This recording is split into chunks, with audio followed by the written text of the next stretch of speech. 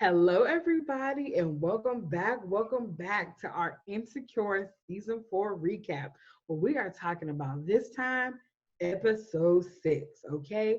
Low key done. Or as I like to say, done, okay? My sister doesn't like when I say it like that. That's why I had to say it.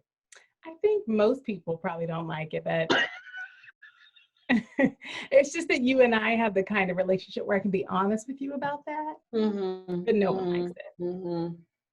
Haters everywhere I go.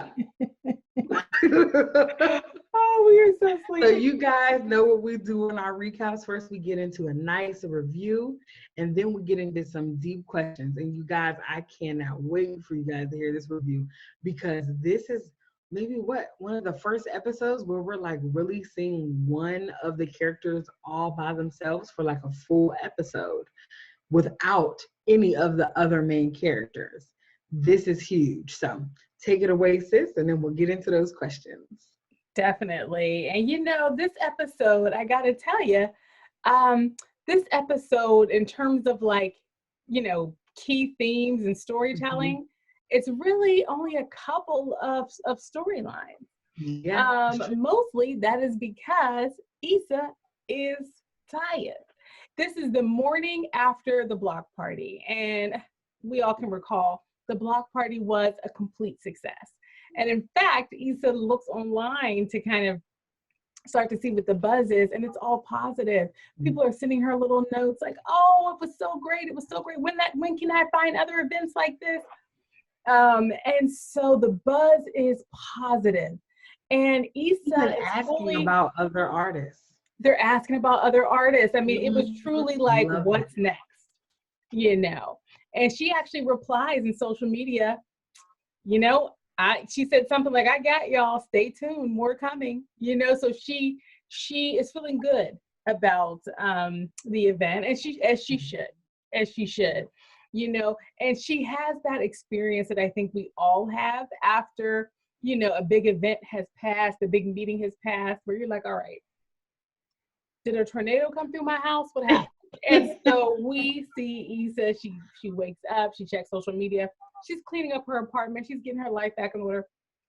But I will just say, like, a huge amount of the joy that she should be experiencing on that morning, she wasn't experiencing, because all she could think about was Molly. She even picks up the phone and she talks with Nathan, and she's like, Nathan, did you feel like I was using you by asking you to like reach out to Andrew to help me get my headline, musician?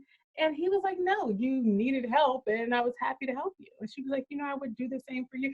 So it was just another one of those moments of her saying, am I crazy here? And I think we can all agree the answer is no. She needed help. And Nathan has no resentment. He does not feel used. If anything, she's playing into his master plan, to get back with her. But I don't feel bad, girl. yeah, anything you need, you come right What this you way. need, girl? And And he was so telling her why he was at work, working on his last client. I said, that's you know what, right. Nathan? They showed him Don't try in to act like you the proud work barber past shop. girl. He was in that barber They shop. know exactly what Zazel. I don't know why barber shops just do so much for me. Maybe it's because it's just a whole big group of black men just sitting all together. I don't know, but I like a barber shop. Okay. Listen. Makes me want to go get a fade, get something touched up. Let me get my, what is it? Let me get my shape on. They be shaping it up. Okay, I'll learn some of the lingo later. Anyway, That's enough. I think you did good. and so she thinks about calling Molly. She decides not to do it, and she says, you know what? I am always. This is her internal dialogue. She's talking to herself in the mirror. She always apologizes first, or she's always the one that takes the step to move them beyond what is a barrier in the relationship. And she said, I'm not doing it this time. So what we hear from that is that she's open to a reconciliation, or at least a discussion, but she's committed to not initiating it. And so she goes about her day trying to put together a self-care Sunday for herself. First, she tries to like run a couple of errands. She goes to get some wine. and she sees a woman begging in the grocery store for help with her groceries. Issa gets overcome with this, feeling for some reason of being charitable.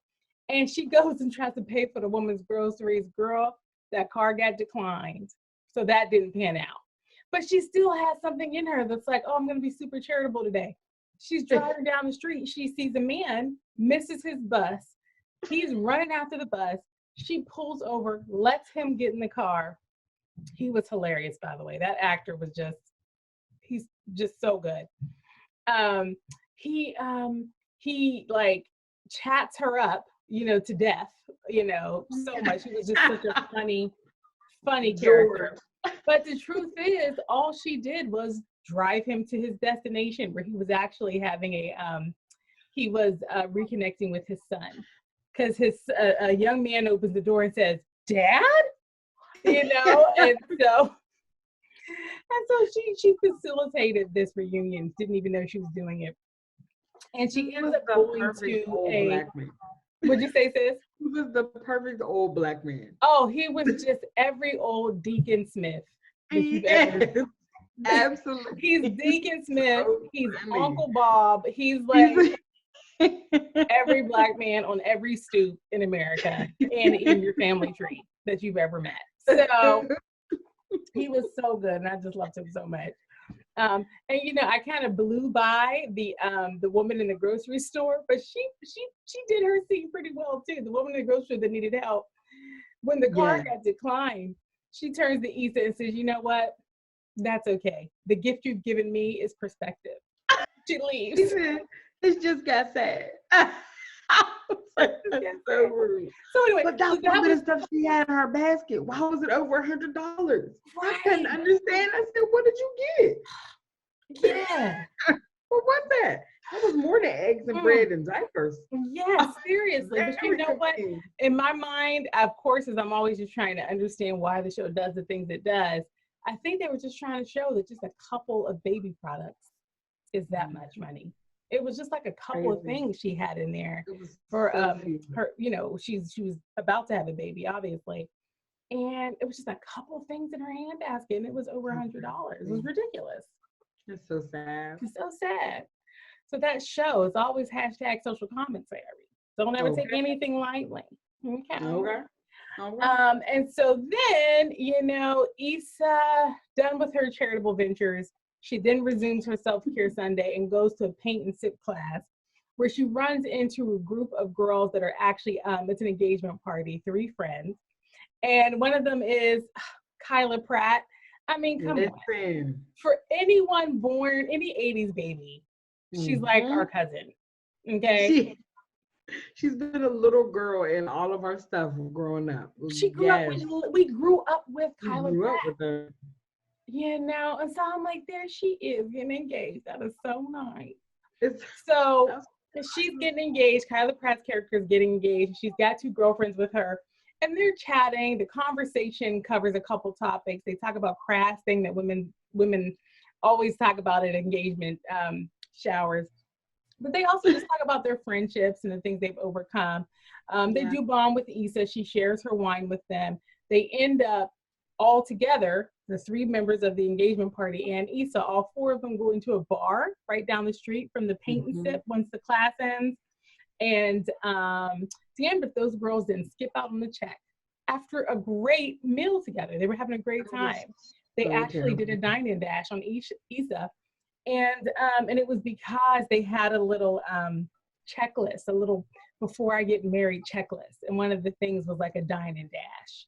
And so they literally used Issa to check that box, and it was so unfortunate, And so Issa, she gets in her car, she finds them, she contemplates confronting them about it, and we know she needs that money, but she didn't confront them, and in fact, she instead went to her mother's house. And this was very surprising. This is the first time we've seen her run to her mother's bosom. Were those the girls? Because I feel like she imagined that was them. Did what she imagined, but then one of the young ladies turned around and it wasn't actually that group of friends. It was just 3 other Black women. I thought it was them, but that she just decided not to confront them because what would be the point? See, yeah, I go back and You look. know, she had one of those moments of like, I'm not really going to hit her upside her head the way I want to. So what's the point?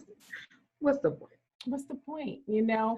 And so but you know, you can just see that she is still just emotionally feeling the weight of everything that went down with Molly. And it's just too bad. You know, Kelly's been calling her and texting her, like, call Molly, call Molly.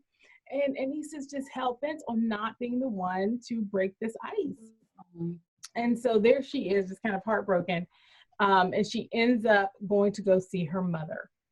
And I said it last time, I love Miss Wendy Raquel. Okay, that's what you need to know. I just love her. I don't know when I like got to this great level of affection for her, but just over the years. But it's there. It just happens. It just She's happens. So good. She's so good. So she was there, and they had some really great conversation where the mother did address, like, why didn't you invite me to your block party? You remember last episode, I was like, where was her mom? And it turns out she didn't invite her mom because her mother doesn't like crowds. Or at least that's what she said to her mom about why she didn't include her. And her mother basically just can tell that she's going through something. Her mother opens up her arms, and then Issa just cries into her mother's shoulder. And they talk about the changes that Issa's going through. And her mother says, listen, it just seems like you're moving into a new season of life. And, you know, growing pains are just that. Wow, them seasons, honey. They hurt. Them seasons.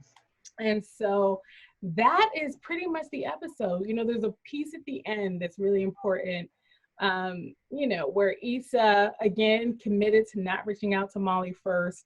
She goes to go pick up some food at this Ethiopian restaurant we've seen her and Molly go to. We know they both love this place. She's about to go pick up her food, and who is sitting in the restaurant but Molly? And so, and not only is Molly sitting there, she's sitting there on her phone looking like she's having a good time. And so Issa contemplates going in to go see her and talk to her right there in the Ethiopian restaurant, and she decides not to do it. And she just leaves. You know, so those are the main things that happened in the episode. You know, I think this was one of those episodes that is not, you know, most episodes of Insecure, if a person has not watched the show, they can watch the episode, get hooked on the show. This was not one of those episodes. This was an episode that was for the current viewers. You know, Absolutely. This is an episode that was just meant to, I think, show some of Issa's emotions and what she was going through, and to move the story along. Yeah. See, there wasn't a whole heck of a lot that occurred that was transactional. Now, of course, there was depth in each of these exchanges, but sure, I think those are the main pieces, sis. Yeah, I think you definitely got into a lot of, I mean, you got to the whole episode and got into just these main points of what it looked like for someone's literally their next day after a shift in their life. Is you have to move on, but life doesn't stop. We have a day-to-day. Let me tell you, and that episode brought up some great questions that my sister and I have come up with. So let's just jump in. So my first question, you guys, why did Issa randomly start trying to help strangers? Now, these exchanges were hilarious. They were also heartfelt. But as I dive into that question, I do say to myself, I believe that we were getting a sense of Issa still trying to make sure that she's not using people. I believe that she started off that morning talking to Nathan when he calls and, you know, having that conversation with him. And I think to further remind herself or further validate that I don't use people, that's not my heart. Or who knows, maybe she'll evaluate and figure out that she does use some people in some circumstances to get what she wants. But as of right now, she's trying to convince herself or remind herself that she does not. That's not in her heart, because she'll do the same for anyone. If you ask her, that's not her intentions. Mm. So I think that that's why you saw her doing these random acts of kindness. Mm. So which That's a were good hilarious. explanation, sis. You know, in my mind, it was about her um feeling like, so she, this is her first time really truly having a time on her hands in a way that she couldn't even feel guilty. You know, when you have a bunch to do and you're pretending like you don't have anything to do, um, on that downtime, you don't feel great. Okay, I Yeah. think we've all been there. There's a little something We've been there. We've been nagging in the noodle.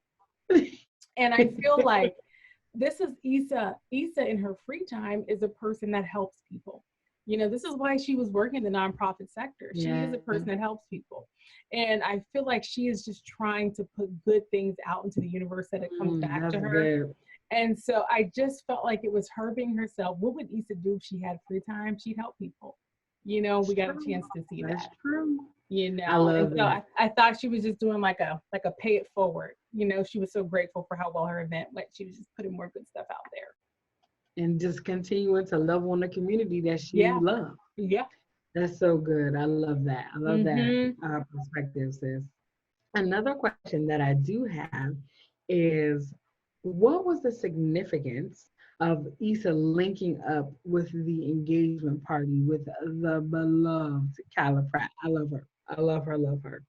Yeah. Um, when I think about that, I think Issa was exploring what it would be like to have friends outside of the friends that she has Mm, had for so many years since college. You know, mm. what would it look like to not be Molly and Issa? What would it look like to not be Molly, Issa, Kelly, and Tiffany? Wow. How would it look to meet new people, have some, and meeting them while you're doing a common interest Yeah. and enjoy each other's company? And so I think that that is why she did that, because you even had her shadow, her, you know, her mirror person that she always talks to, and she said, she told her, go, you need to go to the place, because Issa was being apprehensive. And so I think that that completely threw Issa off. Like, I can't believe that I was so nice to them. Right. Um, and I think it was a reminder, possibly, that friendship is hard. Mm, Finding true and real people, you don't come by that very easily. mm-mm. So is it worth it to start trying to get out here and get on the good foot? Mm. Because the last time you made a new friend, that was your ex, that was your ex's new boo. Yeah. And now you have these three people that you're meeting, and then all of a sudden, these people are skipping out on a check. They Yeah. chose you to check off their list of befriending a stranger and skipping out on a check. So I just really, I just think that that was part of it. What do you think, sis? Sis, I gotta say, I think you're hitting, as usual, the nail directly on the head. Okay. You always get that nail, girlfriend. You don't miss a nail. You don't miss a Listen, nail. listen. You know, I I've think been told I'm Bob the Builder. I've been told. you know what I gotta tell you. And I think one theme I am picking up is that I tend to get to these very simplistic explanations sometimes, and you have all this depth. And I was thinking she was just lonely. Hey, that's good. Yeah, she That's was just real. lonely because normally she would be sharing her self-care Sunday with Molly. And so Yeah, it's like, I don't got that's no good. Molly, I don't got no Consola. What I get? I don't got nothing. I got this giant ass gallon of wine. I was like, what is Big old this? wine. So much wine, yeah. Yeah. I'm sure the price was right. The price had to be So it was a gigantic amount of wine. It was a lot. But I'll tell you this, you know, I feel like she was being, again, herself. She is a friendly person. She is a Yep. person that does not struggle to make connections, you Yeah. know. And so that's what I feel like that's what she was doing. It was us just getting a chance to see her when there's none of this, the pretense of like what everything her life used to be. What is Issa unfiltered? And she befriends strangers. Yeah. And you know what? Another thing I've been thinking about is what if this episode sparks a lot of that type of shenanigans? Mm. What if there starts to become people who do create this list and people are not going to want to befriend strangers. Yeah. I mean, I've seen You're those wedding lists party. before. Oh, no, thanks. I don't want to get nothing to eat. But, I've seen I those lists appreciate you before. asking them. I really do. I really Mm-hmm. do. So, but that's something to think about. That's good, sis. I love Mm-hmm. that. So during this conversation with those women, they ask Issa, well, what do you do? And Issa responds by saying, I'm a cultural curator. So what is your reaction to Issa's new title that she's given herself and that she's accepting? That she's a cultural curator. I will tell you, I loved her saying that because you have to own it sometimes. And even before it has fully manifested itself, or as it is manifesting itself, as it is creating itself, you have to accept that.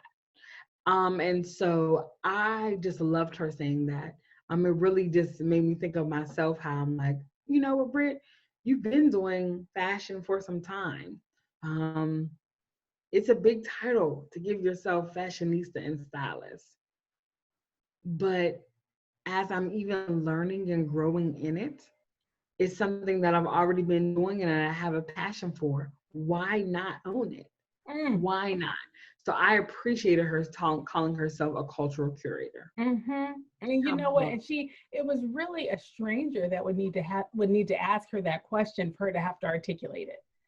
That could be another reason why she had that encounter. It was so that she would be forced to kind of talk about who she is, with a person who had a blank slate, and for her to really live in her new identity, and to lean into it. And I love that title. And me and Brittany, we were talking earlier. We debriefed the episode for a few minutes right before we started recording. Yeah. And I have to say, and I just can go ahead and put on the record, sis. I think you should say it. We're all listening. Pretty sure that this show is about me. And here's how I know. It's obviously inspired by my life. Me and if you rearrange the letters, Issa, it spells Genia. Genia. Everybody knows that. Everybody knows that. But you do have to like put it into Swahili, but then we don't got to get into all that. But and translate it in French. And that's right. Spanish. And then it's a whole thing. Flip it. And the silent letters, whatever. That's too much. Anyway, audience not asking for that. It's too much. But that's just but your point is taken, sis. That it is a little obvious. Because when me and Brittany were brainstorming for names for my social media presence, listen, we talked about cultural curator because the thing I love to do is to like promote cooperative economics for Black people, and I love to like go to activities, like, and we always laugh, like my hobby is like activities. Like, it's not a great answer to the question what are your hobbies, but my answer really is activities. And so we were trying to think of a name for my social media presence, and we came up with Free Time Aficionado because that's accurate, but we talked about cultural curator and we didn't land on that. But I am convinced, convinced even further that they must be watching me because it's just too many similarities. It's just too many. Listen, that's what Jill Scott said. It's too many. Now, watching me. Jill said that. She really did. She really did. She's not the first artist to write about me.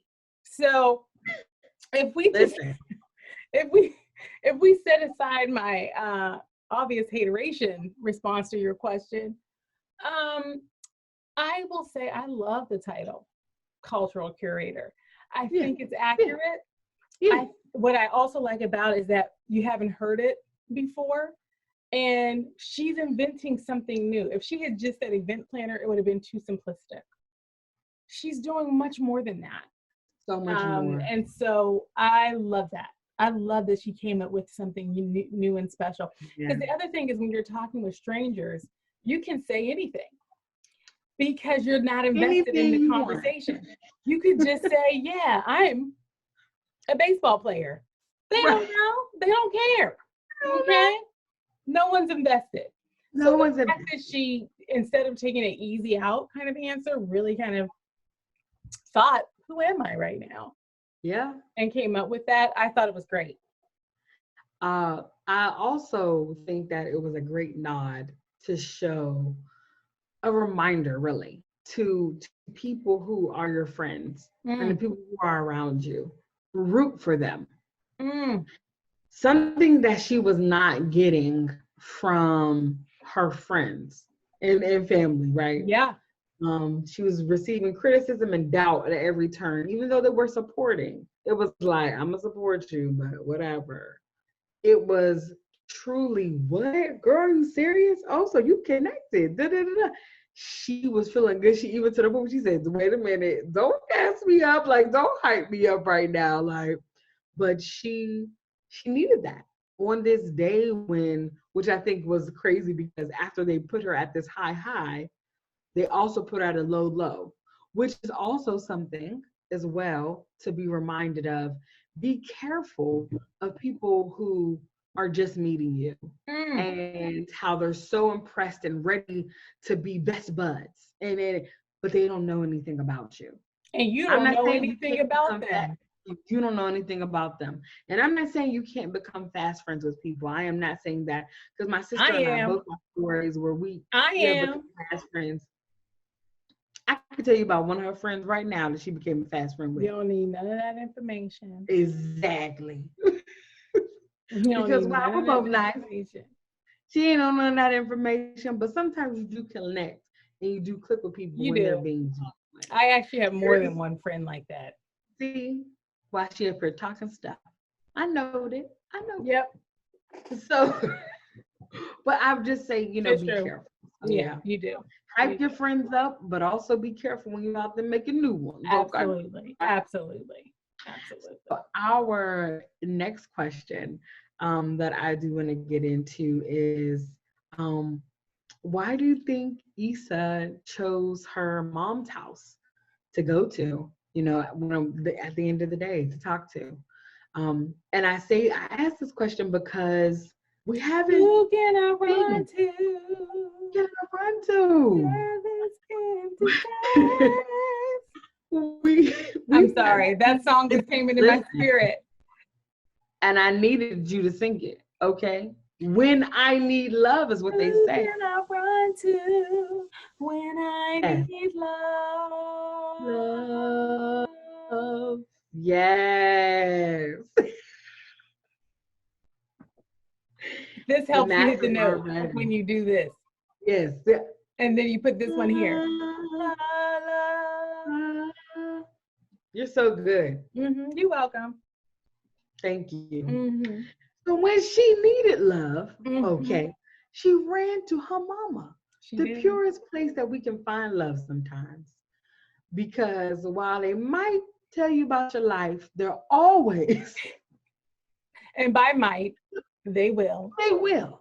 100%. They will tell you about your life, but they are always ready to give you a hug and a meal. That's right. You're going to get something to eat and you're going to get a hug. Yes, you are. But I appreciated that she was able to find that safety in going to her mother, where sometimes you have to go back to the root, right? So you raised me. You've seen me grow. You're part of the reason why I am who I am. Sometimes going back to that familiar place when everything is feeling so unfamiliar. It's so nice to have. Yeah. So, and her mother, while you evolve and you change, mothers know some of still the essence of their children. And her being able to just put her arms out and give her mom a hug and then release everything that she's been holding in. Mm-hmm. I think she knew she could find that space. Yeah. She knew that if I come here, I cry, it stays here. If I go and I cry with Kelly, if I go and I cry with Tiffany, they're going to tell Molly. They're going to tell, if I go and I cry with Amal, he's going to be like, girl, why you cry? But if I go and I cry with Nathan, now he's going to think that, this is something more than what I'm looking for right now. Mm-hmm. I need a space where I can go and cry, and you've seen my tears before. Mm-hmm. So I think that that's why she went to her mom's house. Yeah. Just good old comfort. Just like when you're, some comfort food that you need your mom. You need mother love. Mother love. What do you think? Thank you for mentioning a comfort food, because it did make me think of macaroni and cheese, which is a happy place for me. So I thank you for saying that. It's a happy place. A little potato salad. Mm-hmm. I'm there. It's so good. Yes, so good. And I will just say I'm lactose intolerant, so I can't even eat macaroni and cheese for real. I just love it though. Listen, there's vegan cheese out there. Mm-hmm. Not the same.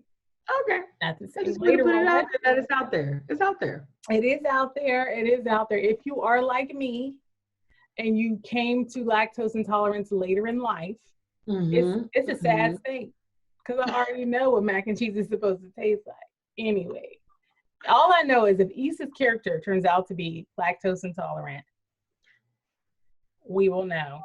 Not eating that cheese quesadilla in that one episode. That's no. She burned the mess out of her tongue. They stay eating tacos. But yeah, so I think she went to her mom for all the reasons that you said. I will just say I feel a little blindsided by this relationship. It's like, where you been at, Mom? Now you just popped up as a presence on Thanksgiving, and now you're my plan B run to person after my plan A person. Molly is no longer my friend. I don't know. It just felt like really strange. But I will say that, and I'm not chalking it up even necessarily to like a writing question mark, like it wasn't written well. I'm just saying, like, in terms of the rhythm of Issa's life, from what we've seen, the mom has not been present. And so for her to come pop up and to be a source of support, part of me is like, what's up with that? But the other part of me is like, she really is just stripping down to her bare most self. Who is Issa when she truly, truly is at her most real and her most vulnerable? And that chick runs to her mom when she really needs support. And I'm not hating on that.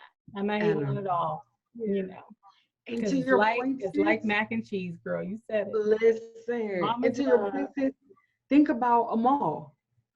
When she went to Thanksgiving with Amal, we've only seen her and Amal go like this every episode.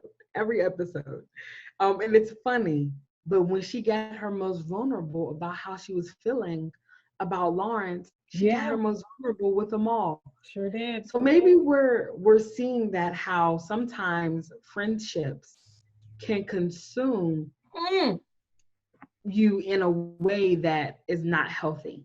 Where you begin to forget about those that have the same blood as you. And I'm not saying that you can't create family through friends. I have experienced that. But if you have the opportunity, which I will say is a gift, to have family that you can be close with. My sister, I talk to her every day. My brother, anytime that I need a conversation, I'm like, listen, we're going to be on here for a little while. So relax. Yeah, I know that I can turn to them for things that I need. They're always there. So maybe this is a time of her life to remind her, like, these people have not gone anywhere, even if you have had a little time to go some other places. So that's good. That was good. That's good, sis. So my last question, you guys, because I know we're past whatever time frame we had. Which we change every episode. Every episode we have a new, what else? Yeah. You love it. We love it. Let's do it. Love it. Our last question is, do you think Issa should have gone in to talk to Molly? The part of me that is like the new team I created, because again, intergalactic president president of intergalactic team making. I'm familiar. Issa and Molly. Mm-hmm. But I also said that part of me said yes, but a larger part of me said no. And I say that because that type of argument that has been building up, not just days or months, we're talking about years. Yeah. It's been building up. Yeah.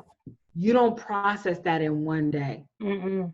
You don't process. So I think that conversation would have been too soon. And then the interaction between them would have been too uncomfortable and too fake. They're not in a place just yet where they can really say, I messed up and I'm sorry. And this is, have you really been feeling this way about me? And so I just don't think that they're ready for that. So I think she made a good decision to walk away. What do you think? That's good. Well, part of me is like, okay, I don't think relationships of any sort are well served by coming up with little rules. And a little rule like, I want to call you, but I'm not going to because I always call. Yeah. I struggle with stuff like that. Sure. I really do, because you get into this kind of tit for tat. And when you've been in relationship for as long as they have, it's like, listen, don't do that. If your role in the relationship is the person that gets the ball rolling on reconciliation, true, you can change that, but let's talk about that. Don't just change it. Yeah, I don't know. So that's my whole thing. It felt to me like she was playing a game. Just like when Molly was like, I don't want to have that type of conflict with me and Andrew. I don't want that. And she was like, you just made up a rule. You just made up a rule. It was stupid. And so part of me is like, you know what? Get over yourself, Issa, and just call her. And then I thought, my gosh, running into her in a neutral zone is the perfect way to confront each other, because it takes all the power out of it. No one relented. No one called. No one gave in. No one reached out. And I just thought, what a missed opportunity to remove some of the power from this situation. Yeah. And I also thought they should have this conversation in a public place. I really think they should, because I think they're going to need that boundary to force them to be civil, because Molly was ready to pop directly off. It was like, slow down. She popped off, honey. She did. Was ready to bust her face. Wide open off of some man she'd been on for 20 minutes. Right. But on the other hand, I don't know, Asian Bay, that he must be putting it down. Well, one thing is for sure, I'm put down, you can fall up. We can all think of a girlfriend that goes easier on her man than she would on a friend. Yeah. Forgiveness can flow a little easier, all those things. And it has nothing to do with length of relationship. It's nature. Girl, that hit me in my shana now, honey. Yeah. Listen. That's hashtag facts. But then the last thing I'll say on this is like, part of what I think Issa is fighting in having this conversation is saying goodbye. I think she doesn't want to have this conversation because if she's honest, she's as her mom said, she's moving to another season. And she doesn't necessarily see Molly in this next season. And so I think part of it is like, oh, I'm not ready to say goodbye yet. But that's where we're inevitably going. Wow. So I think that's another reason why, because she was putting it off before the block party even. She just keeps putting off these conversations. And I think it's because it's over. I will say that hard to say goodbye. It's so hard. through yesterday. Hit the note with the finger in the ear. Yeah, there you go. And so, and thank you for that, sis, because that's the soundtrack. That's what's going on in Issa's mind. Okay. And I will say, like, the little thumbnail photo for the next episode, I think it's Molly. It was a picture of Molly. So I'm like, okay. You know, it's like, I think I was looking, because they put up a teaser for the next episode, right? They did, and it's Molly and Andrew actually going on a trip. Yes, family. And so it looks like the same way we had an episode where it was really just Issa. We might have one that's just Molly, because she was the only, Issa was not featured in the thumbnail. Yeah. The thumbnail footage, so video. So, girl, I wonder. I truly wonder, because the writer's room is amazing. I wonder if it's going to be a situation where Molly is sitting there and we see her in this next episode in the restaurant, and she's kind of waiting, thinking, you know, I know Issa comes here at some point to get something to eat sometimes, or they do that some self-care Sundays, and that she's waiting and she's having this question, should I go on this trip? And then maybe she sees Issa walk away and she texts Andrew like, I'm packing. I'm ready. Let's go. I need a trip out of here. That's so good. I wonder if something like that is going to happen. Or sis, or what if she was looking at pictures of her and Issa? And smiling. It would have been so perfect. We'll see. Because really, I think although Molly was super awful, she still really missed Issa.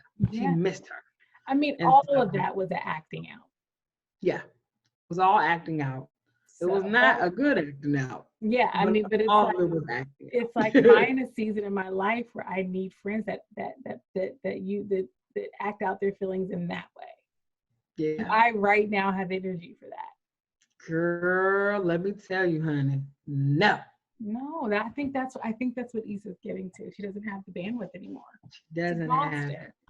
And listen, just as a side note, if you get to a place and you're like, I can't handle that right now, there is nothing wrong with that.